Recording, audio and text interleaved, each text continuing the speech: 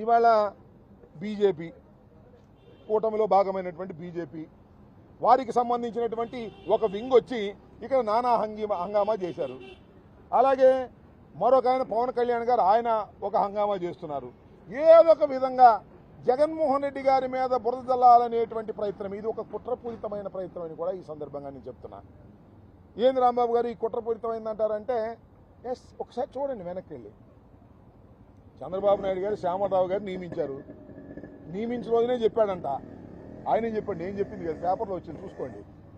దీనిలో చాలా ఇవి ఉన్నాయి, దాన్ని పట్టుకోవాలి నువ్వు అని. ఏం పట్టుకోవాలి నాకు అర్థం, ఇది పట్టుకున్నారు.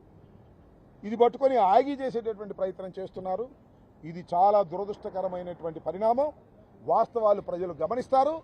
మీరు ఈ విధంగా దాడులు చేసి మమ్మల్ని బ్రాండ్ చేయాలనేటువంటి ప్రయత్నం చేస్తున్నారు. నేను అడుగుతా ఉన్నా, భారతీయ జనతా పార్టీని అడుగుతా ఉన్నా, అదేవిధంగా జనసేన అడుగుతా ఉన్నా, ఆరోపణ చేసినటువంటి చంద్రబాబు నాయుడు గారి పార్టీ అయినటువంటి తెలుగుదేశాన్ని అడుగుతా ఉన్నా, ఏం చేయదలుచుకున్నారయ్యా మీరు? తిరుమల తిరుపతి దేవస్థానం యొక్క ప్రతిష్టను దిగజార్చాలనుకుంటున్నారా, లేక జగన్మోహన్ రెడ్డి గారి ప్రతిష్ట దిగజార్చాలనుకుంటున్నారా? జగన్మోహన్ రెడ్డి గారి పరువును దిగజార్చాలనుకుంటే మీకు చాలా వేస్ ఉన్నాయి. మనం చెప్పారు కదా, మీరు ఏది పడవల్ని పంపించి ప్రకాశం బ్యారేజీని కూల్చేసేటటువంటి ప్రయత్నం జగన్మోహన్ రెడ్డి గారు చేశాడు. ఆయన పెద్ద విధ్వంసకారుడు, ద్రోహి అని చెప్పారు కదా, అలాంటివి చేసుకోండి. కానీ ఏమిటిది నాకు అర్థం కాల. దైవాన్ని అడ్డం పెట్టుకొని మీరు జగన్మోహన్ రెడ్డి గారు పరువు మీద దాడి చేయటానికి ప్రయత్నం చేస్తే శ్రీ శ్రీ శ్రీ వెంకటేశ్వర స్వామి కూడా దీన్ని సహించడనే విషయాన్ని ఈ సందర్భంగా నేను చెప్పదలుచుకున్నాను. ఇవాళ మరి నేను అడుగుతా ఉన్నా, బీజేపీ వాళ్ళు వచ్చారంటున్నాను కదా, ఆ పురంధరేశ్వర గారిని అడుగుతా ఉన్నా, అమ్మా ఏంటిది నాకు అర్థం కాలేదు. జగన్మోహన్ రెడ్డి గారి ఇంటి గేటు దగ్గరికి వచ్చి అవి ఇసిరి ఆనందపడాలనుకుంటున్నారా?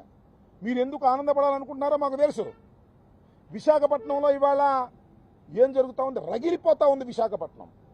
ఉక్కు ఫ్యాక్టరీని ఇక్కడ నుంచి తీసేస్తున్నారనేటువంటి బాధతో విశాఖపట్నంలో ఉన్నటువంటి కార్మికులు, ప్రజలు తిరుగుబాటు చేసే పరిస్థితి వచ్చింది. ఆల్రెడీ మీరు ఒక పార్ట్ అమ్మేశారు, ఉద్యోగులకు జీతాలు కట్ చేశారు.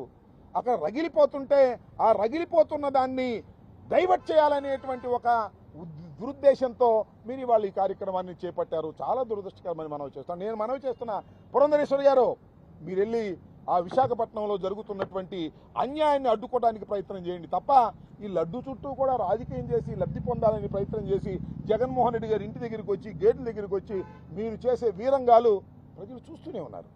దీనికి ఖచ్చితంగా సమాధానాలు ఉంటాయని కూడా మనవి చేస్తున్నా. ఇప్పుడు మీదే రాజ్యం కాదు కదా, ఎప్పుడు రాత్రే ఉండదు కదా, పగలొస్తుంది కదా. ఎప్పుడు చంద్రబాబు నాయుడు గారు కూటమి అధికారంలో ఉంటుందనుకుంటున్నారేమో, పొరపాటు పడుతున్నారు. మీరు చేసేటటువంటి ప్రతి అకృత్యాన్ని ప్రజలు గమనిస్తున్నారు.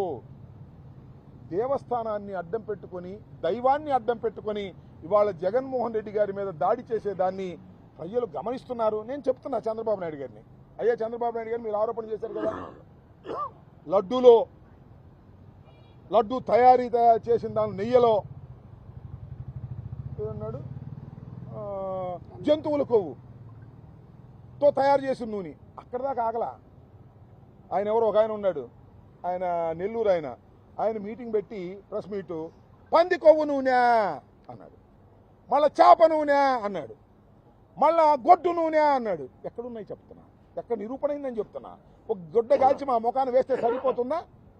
మీరు ఇంకోటి కూడా ఈ సందర్భంగా చెప్తున్నా, ఎస్ చంద్రబాబు నాయుడు గారు అధికారంలోకి వచ్చిన తర్వాత ధర్మారెడ్డి గారిని తొలగించి కొత్తగా శ్యామరావు గారిని ఈవో వేసిన రోజునే ఈ కుట్రకు బీజం వేశారు.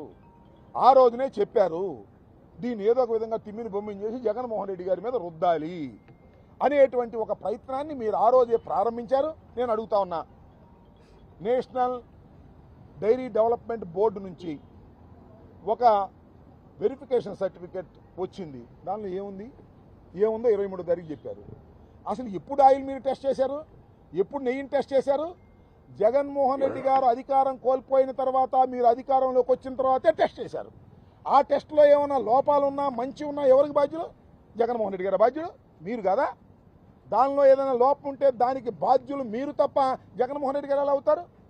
జగన్మోహన్ రెడ్డి గారి టైంలో ఉన్నటువంటి నెయ్యిని వాడేసి లడ్డూలు ఇచ్చేసి, లడ్డూలు పంపించేసేసి లడ్డూలు కూడా అందరూ ప్రసాదంగా స్వీకరించిన తర్వాత దానిలో పందికో ఉందంటాడు. ఏందండి ఈ దుర్మార్గం, నాకు అర్థం కాలేదు. ఇది చాలా అన్యాయం, అక్రమం. ఒక విధంగా చెప్పాలంటే తొండాడే కార్యక్రమం. ఇవాళ ముగ్గురు కలిసి తొండాడే కార్యక్రమం చేస్తున్నారు.